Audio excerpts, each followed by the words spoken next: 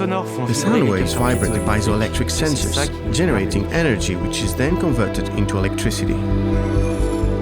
The biggest challenge was to maximize the energy production by improving the sensor's performance. It goes without saying that this technology is still experimental, but promising. That is why we felt it was important to promote it. In the future, noise might play a larger role in the energy mix and might possibly be used to charge vehicles.